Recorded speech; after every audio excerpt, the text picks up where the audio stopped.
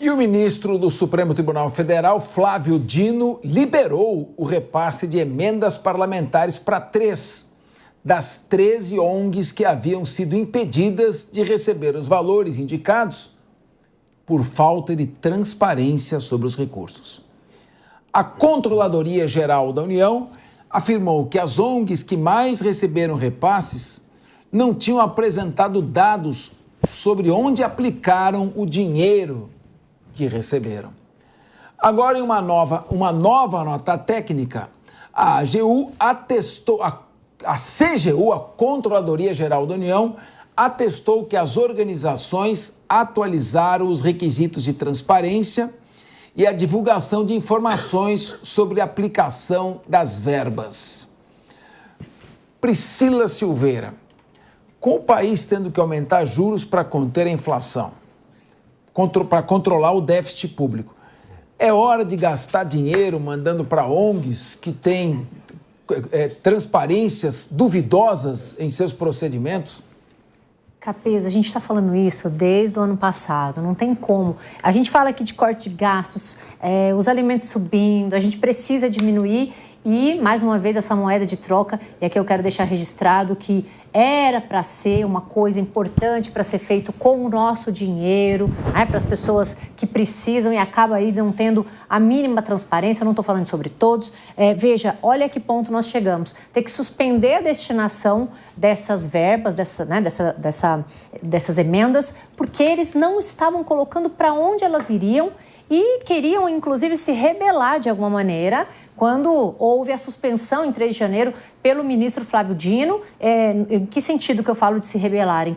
Acharam ruim de ter que demonstrar a transparência, sendo que a gente sabe que por causa de uma diretriz constitucional, a gente tem o dever de colocar a destinação, todo ato administrativo ou feito pela União deve ter a transparência e a publicidade. Não seria diferente nessas emendas que são dadas aos parlamentares. Agora, preocupante ainda Capês, porque, como você bem aqui colocou, nós tínhamos a suspensão de 13 ONGs que não teriam tido o valor destinado em razão dessa falta de transparência.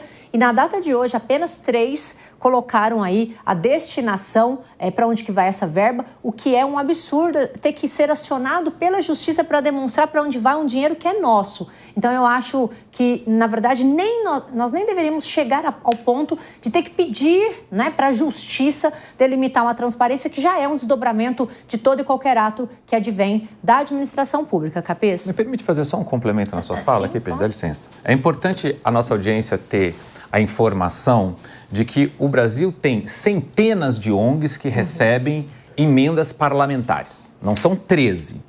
A Controladoria Geral da União identificou as 13 que mais recebem emendas parlamentares. Sabe, o topo da lista, em vez de ser top 10, foi top 13. Essas top 13 não estavam tendo transparência na prestação de contas desse recurso, que é obrigatório. O ministro Flávio Dino foi lá e bloqueou as 13. Das 13, as top 13, as que mais recebem emendas, 3 passaram então a dizer, olha, tá aqui, eu consigo fazer a transparência, foi lá e deu alguma transparência ao processo, por isso o ministro Flávio Dino liberou. As emendas parlamentares, a gente fala isso aqui em vários programas que nós temos aqui no Linha de Frente. Eu, particularmente, quem me acompanha aqui sabe muito bem que sou contrário a isso. Acho que é uma porta muito grande que possibilita a corrupção no Brasil. E aí, nesse aspecto, todo o lado do ministro Flávio Dino realmente que deveria ter bloqueado, porque se não tem transparência, não poderia. Agora, meu questionamento é o seguinte, se as 13 que mais recebem dinheiro têm essas condições de falta de transparência, imagina as demais. Pois é, e também o fato de ter mostrado que tem alguns procedimentos de transparência não significa que não vai acontecer alguma coisa, né? Vamos deixar muito claro isso. Guilherme Mendes, na situação que nós estamos, dinheiro público, milhões, bilhões, estamos com 50 bilhões de reais de emendas parlamentares, para a ONG, já não basta o Jorge Soros? Ai, Capês, não. Eu não vou chegar nesse ponto. De fato, tem algumas ONGs que são sérias, prestam um bom trabalho. Agora, se o Congresso estivesse preocupado realmente com os destinos do dinheiro do orçamento do Brasil, ao invés de ficar discutindo lá aborto, armas, todas essas bobagens que a Comissão de Constituição e Justiça vem debatendo recentemente, uma medida muito importante seria obrigar que aquelas entidades que recebam eventualmente verbas oriundas de emendas parlamentares ou verbas públicas a qualquer título, convênios, contratações e tudo mais, obrigatoriamente teriam que ter órgãos de controle interno nas suas estruturas. Isso ajudaria e muito a persecução do dinheiro e a demonstração de onde esse dinheiro é utilizado. Mas na prática, o que acontece? Se cria uma ONG com pessoas com qualificação técnica muito duvidosa, que não sabem nada de prestação de contas, não sabem nada sobre processo de compras e licitações, não sabem absolutamente nada sobre regras de transparência, para receber 100, 200, 300, às vezes milhões de reais e manusear o nosso dinheiro com tudo aquilo que a gente cobra quando é o poder público, que é fiscalizado pela CGU, pelo Tribunal de Contas, pelo Ministério Público, pelas controladorias internas dos ministérios e das secretarias. Então, acho que talvez exigir que aquele que queira tomar dinheiro público tenha um pouco mais de técnica, um pouco mais de responsabilidade e transparência, seria sim uma medida legislativa que o Congresso poderia aprovar e quem não concorda simplesmente segue a sua vida sem receber um real de dinheiro público. Se quiser, essas são as regras do jogo. Mas sabe por que não fazem isso? Não fazem isso porque justamente a intenção, em grande parte dos casos, é receber o dinheiro para desviá-lo. Então, o que eu estou falando aqui é meio que uma fala quase que poliana, ingênua, mas que talvez ajudasse a distinguir aqueles que têm boas razões e bons propósitos daqueles que são simplesmente picaretas contumazes, né? Agora, o Henrique Kriegner, chega uma hora que o governo tem que fazer a conta. Vale a pena, em troca da aprovação de projetos, gastar todo esse dinheiro com emendas parlamentares? 50 bilhões, mais os 16 da Lei Rouanet, de 66 bilhões de reais, não poderiam fazer nesse momento que se busca o equilíbrio fiscal. Será que isso não conteria a senha arrecadatória do governo? Porque está querendo tributar tudo.